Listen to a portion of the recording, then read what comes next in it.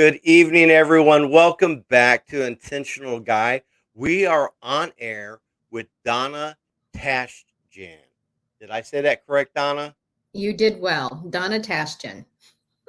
So good to have you on our show today. I'm excited about this.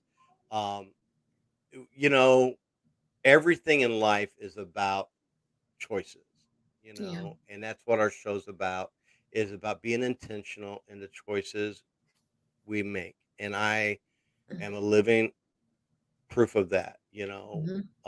I woke up one day and said, "You get to choose to just, make the choices. You're the one.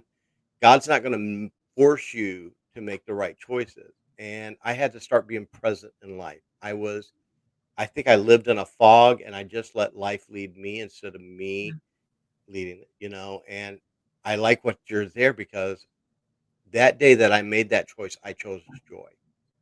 And I live in joy today that I didn't think this kind of joy existed. I Yeah. really didn't. But it all comes down to being intentional in what we're doing. And so Donna's a life coach. She has a great website. There's a couple things I'm going to let her tell you some of that stuff because I think some of you can really benefit from it.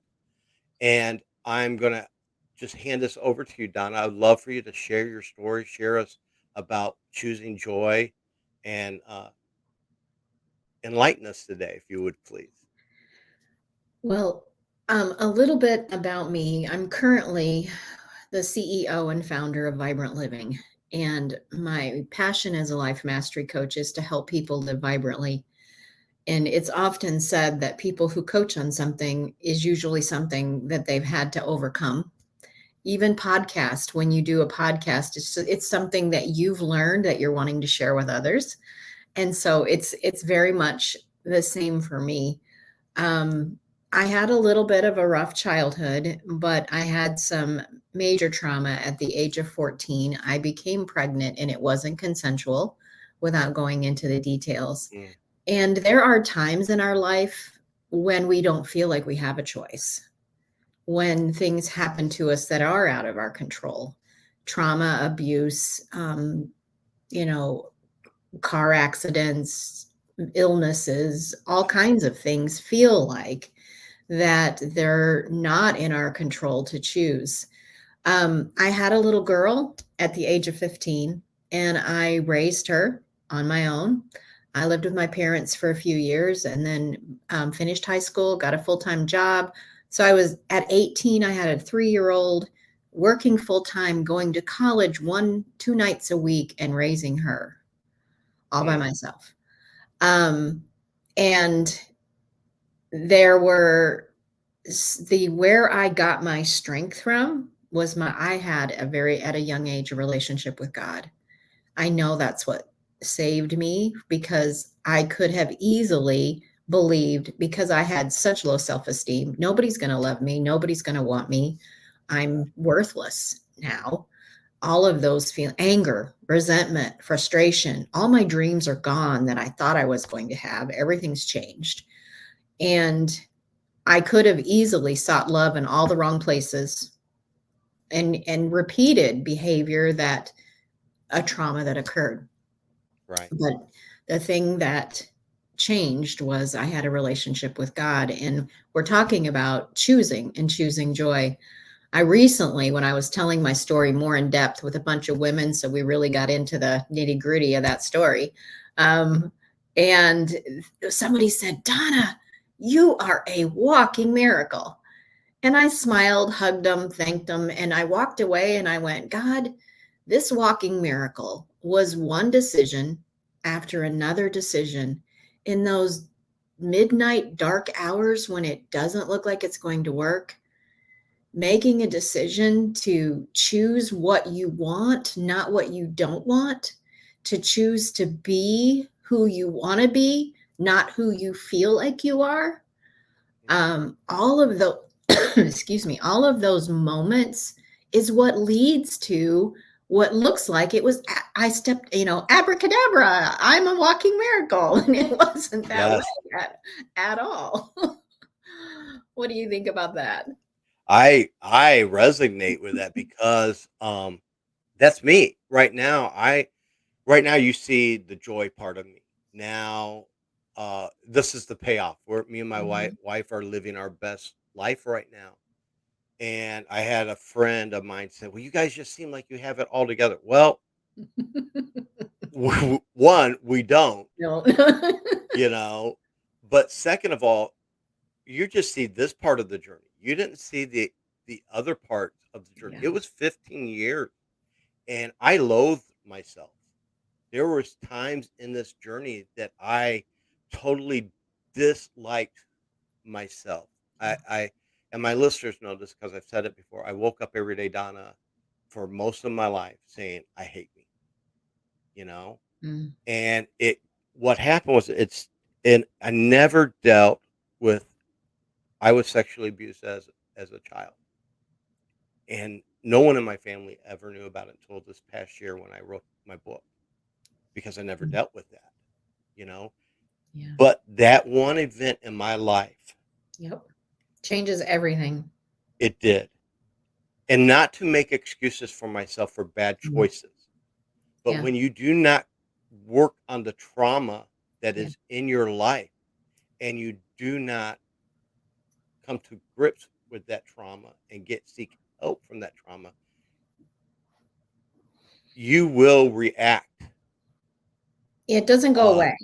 No. It doesn't And go away. And what is hidden comes to light one way or the other. But when we turn the light on it, when we choose to turn the light on it and to deal with it, it takes away the power of it.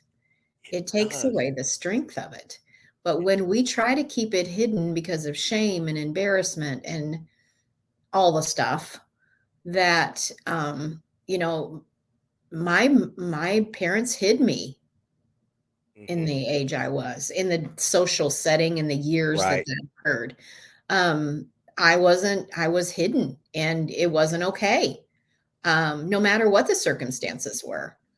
And so there was so much shame and embarrassment, and still nobody talks about it. I was just like Mary, magically pregnant, and no one talks about it in my family. And it's okay that they don't now, but because I've talked about it, I've dealt with it, Yes. but it's not. My mother couldn't handle it, and so there's no reason at her age to even bring that kind of stuff up with everything. But learning to be able to, for me, to quit hiding, to quit feeling shameful, and to get help. That's the other thing, is we are major DIYers. We're Mhm. going to read a book. Even just listening to a podcast. We're Yeah. going to attend a webinar. We're going to do all of this research.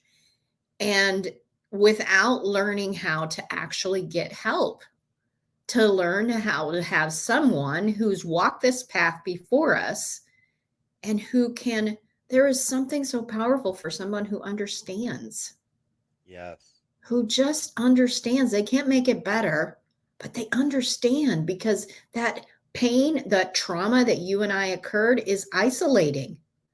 Yes. And no one, and we feel, even in a crowd, we're all alone. No one gets us. Yeah. And that is devastating to especially a young person's psyche as Yeah. well.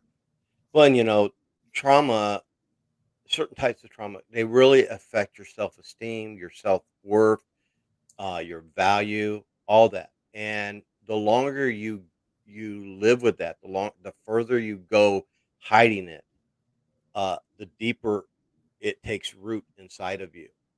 And for me, it was after me and my wife, we were in a bad car wreck, and oh, it was terrible. I suffered some PTSD from it, things like that. Uh, but it was through I had a great counselor, and that counselor was able to peel back the onion of me, Yeah. Yeah. and we could get to that because we dealt we it, it- you know I found a safe place. I dealt Right. with it, and I Right. love what you said.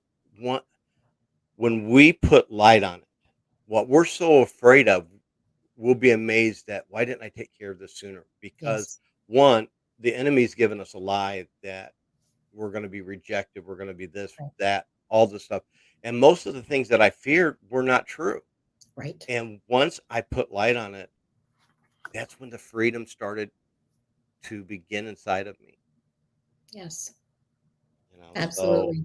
It just starts with a choice that you're going to not stay where you are. At some point, you woke up and said, I'm not going to stay here. I don't know how, but I'm not going to stay where I am. And learning to be able to get a vision of, even if it's just a little vision, that I want something to be different, is a huge part of choosing joy. So I illustrate it this way: whatever you focus on is magnified. Whatever you give attention to grows. So if you give attention to, this happened to me, I'm not worth anything, why would anybody, etc., then that is growing. But if I give attention to, that happened to me, it's part of me, but I'm going to use it to grow, to help others, to become stronger than I ever was before. I don't know that it's a really great attitude, but the teenager girl in me said, I'm going to prove them wrong. yeah. And, you know, if for you listening to the audio, I have red hair, got a little bit of sass, got a little bit of sass. And I'm just like, I'm going to prove them all wrong. I don't know how I'm going to prove them all wrong, but I am not worthless. I am worth something, even when I don't feel like it. And I am going to prove them wrong, and I don't know how. Yeah. And so that was part of my story, is beginning to get a vision of what I wanted to be. Yeah. Most of the guys that wanted to go out with me, who found out I had a little girl, thought I was an easy mark. Mm. But when I met my husband, it just shows you the caliber of different men. And I met my husband, he said, I don't know what happened to her, but she's not what they're saying. Right. And, and learning to be able to, as I believed in myself, learning to be able to accept that and know that what happened to us does not have to define us unless we let it. My paradigm that I teach my clients is your past does not determine your future without your permission. Yeah. So think about that. Your past, I don't care what it was, losing a job, moral failure, whatever you may have done and had in your life, you may have royally messed up and it was in your control. It doesn't matter. There's always hope. Yes. That's one of the things I want to bring across today, is there's always hope. Yes.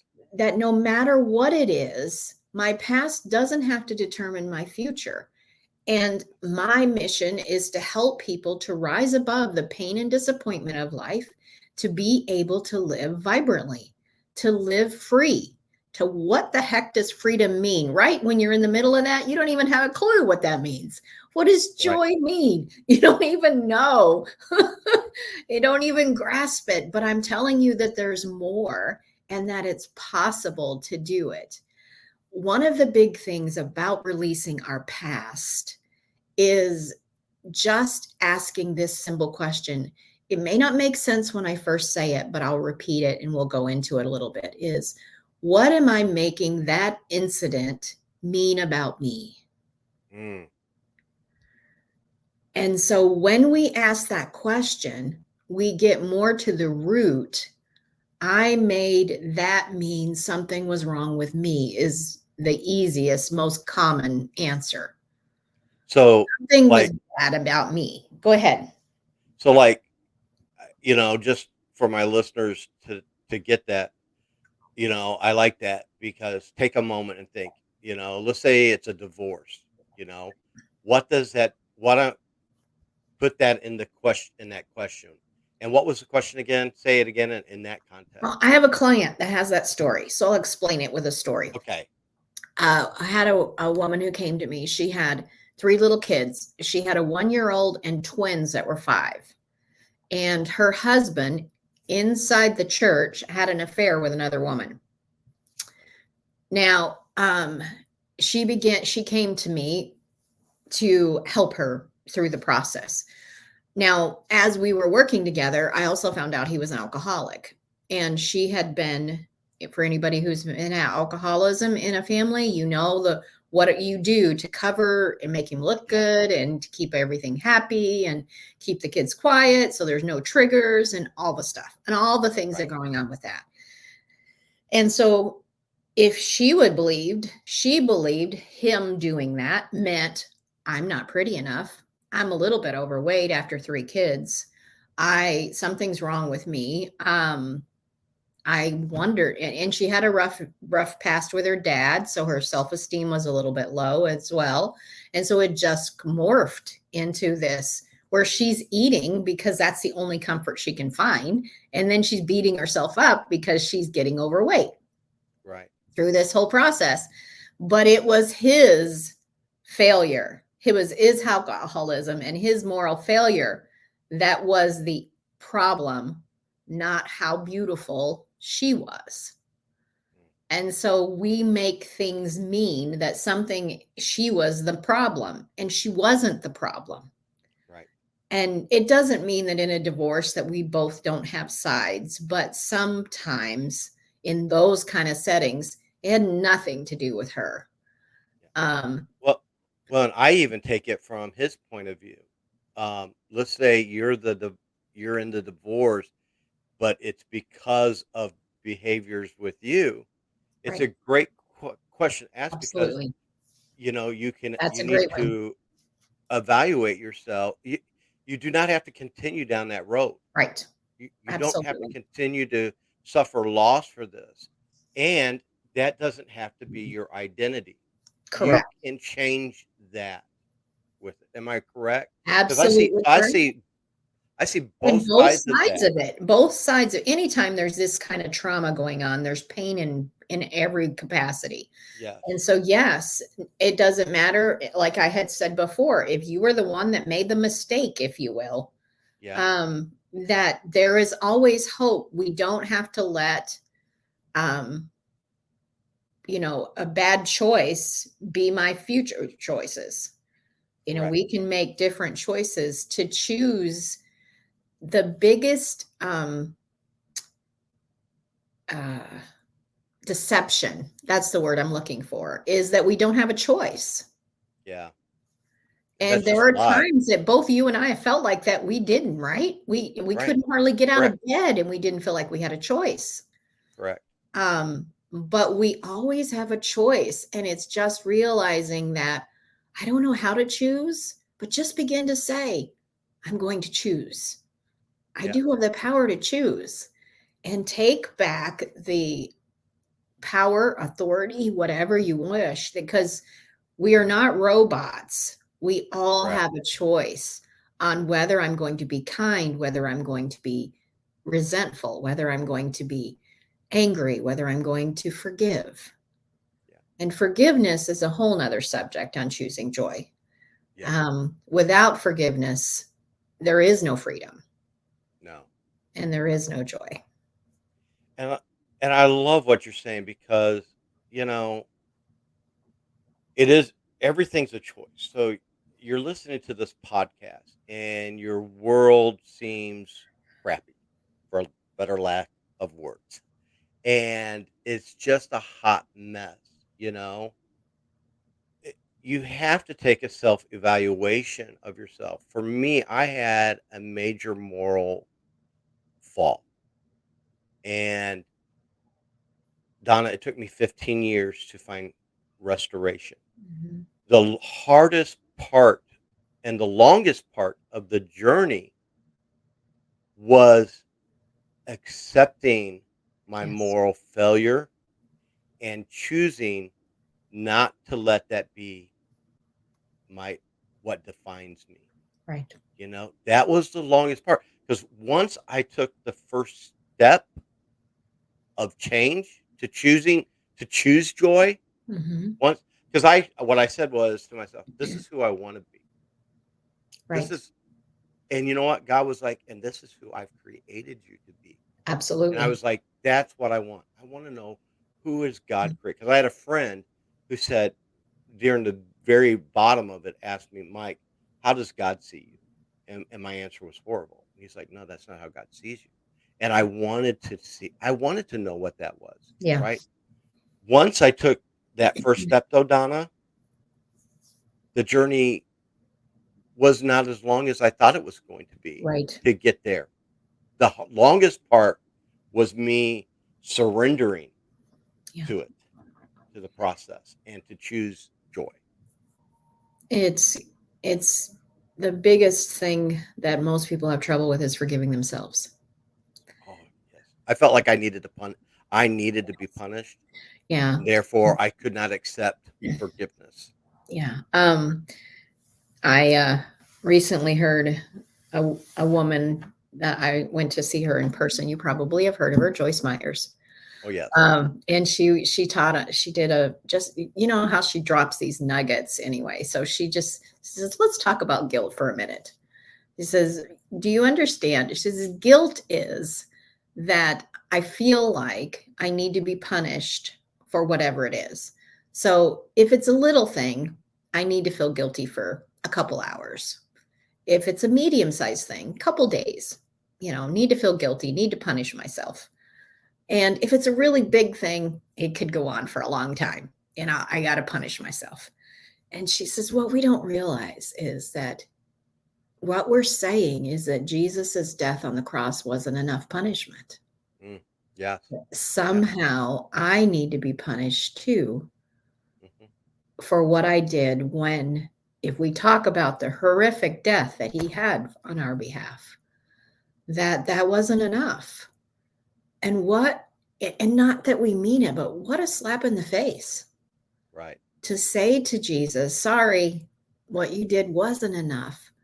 And so when we can look at it that boldly, that drastically, that we can say, no, his payment was enough. And I don't know how to forgive myself, but I'm going to start today Yeah. and begin to let go of the guilt, because forgiveness seems to take forever, but it's done in a second. Yeah. It's over in a second. God, forgive me. I receive your forgiveness and I forgive myself. Mm, Forgiveness is an onion, and it is a process.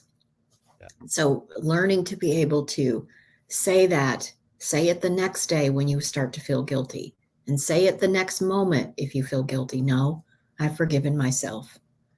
I've let that go. And that is a huge process, to be able to it not taking forever. Doesn't have to take forever. Just begin to know the price has been paid.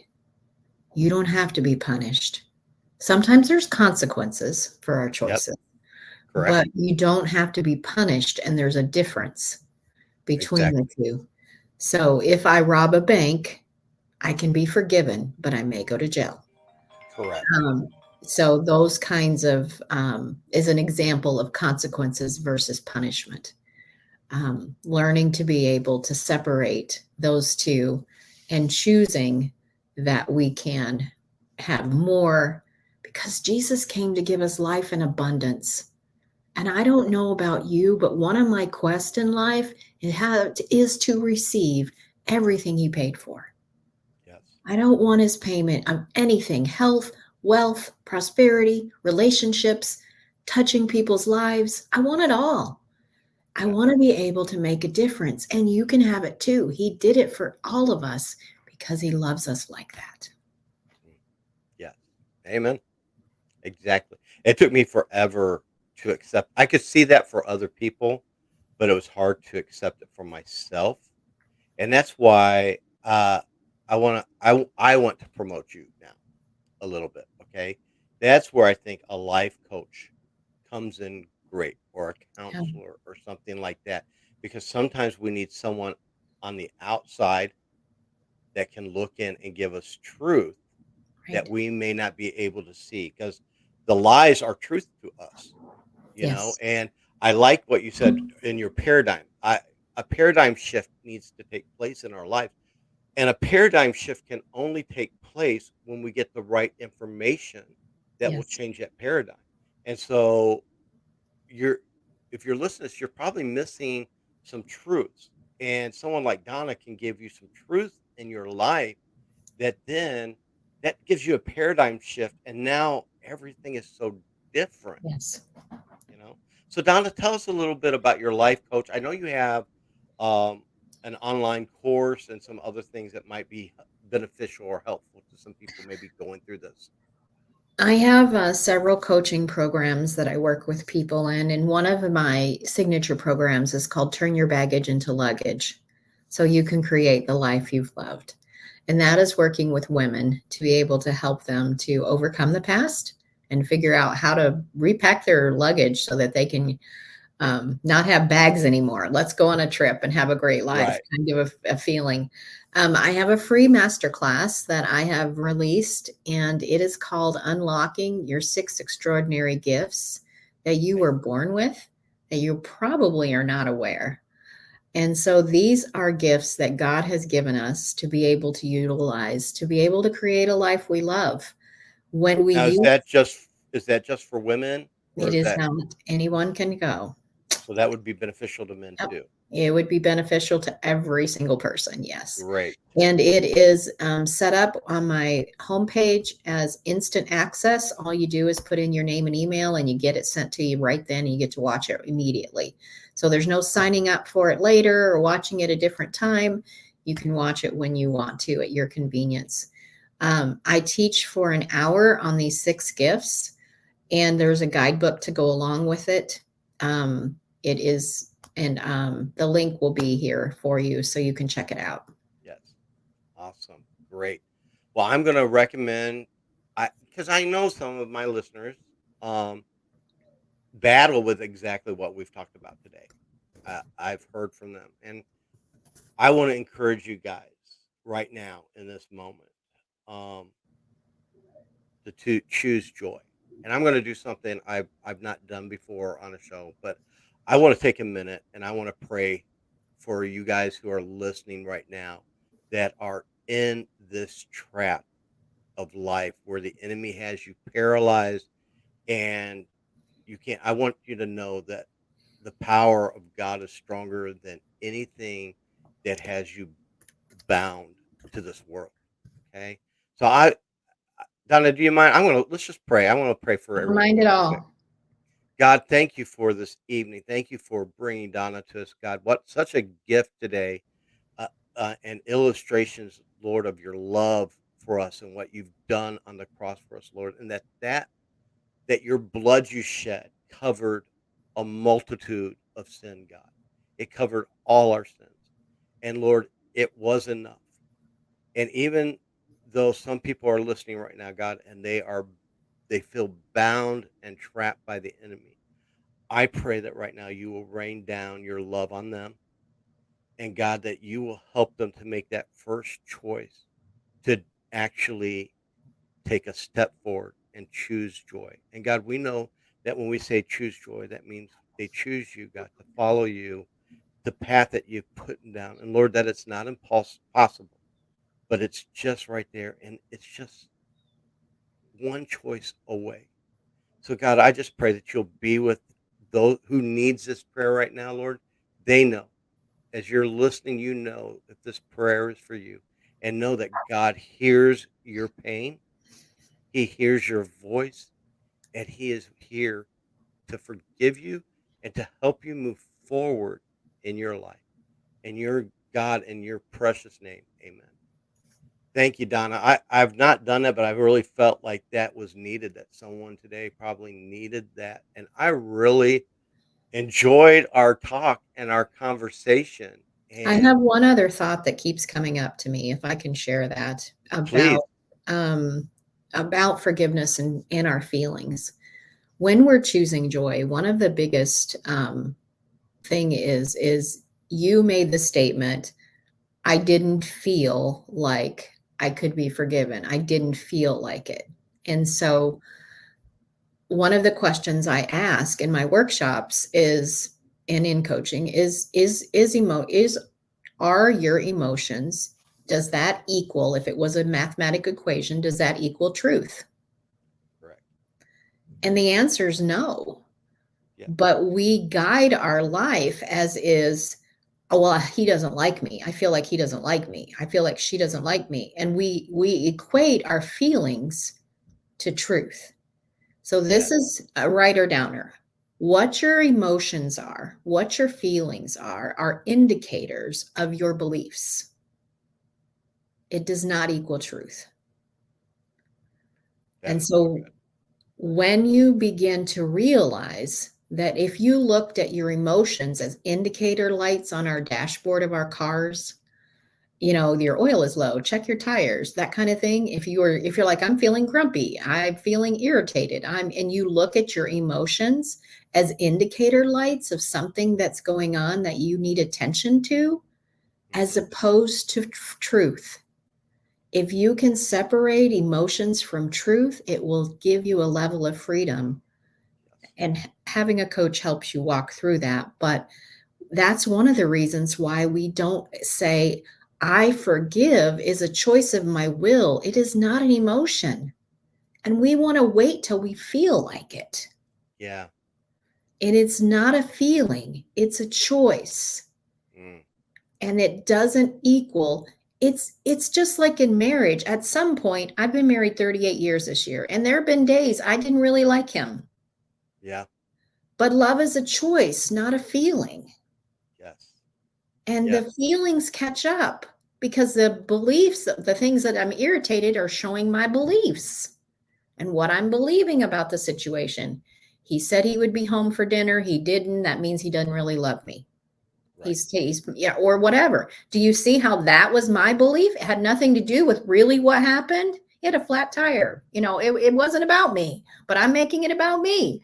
So, Well, and anyway, I would love to look at coming back, maybe in a month here and looking over forgiveness with you, okay. and kind of doing that because I think, um, we're just scratching the surface, We and are. I've done multiple episodes on forgiveness. I would love to do that with you. I really one connect with what you're saying, Yeah. um, because I walk that road. Maybe not as well articulate as you are in telling it, and that's why, you know, I would like to do that, maybe go down the road of forgiveness because everything you said, I just resonate because I was trapped in that where my feelings were my truth, and feelings will lie to you. Yes. Feelings will absolutely lie to you, and the enemy will use feelings to guide you. And uh, you need to be guided by facts and truth, not by the emotions and feelings Yeah. that will Anyway, only last for a little that bit. was a lot to drop right at the end, but I'm like, this keeps coming up That's for me. That's perfect because, like I said, we've scratched the surface of this. So, Donna, thank you for joining us today. I'll definitely be looking forward to some more conversations with you in the future. To our listeners out there, I hope this has been encouraging to you. I know it has been very encouraging to me today. And until next time, I'm just going to tell you guys keep being intentional, and we'll talk to you later. Thank you, Donna. Bye.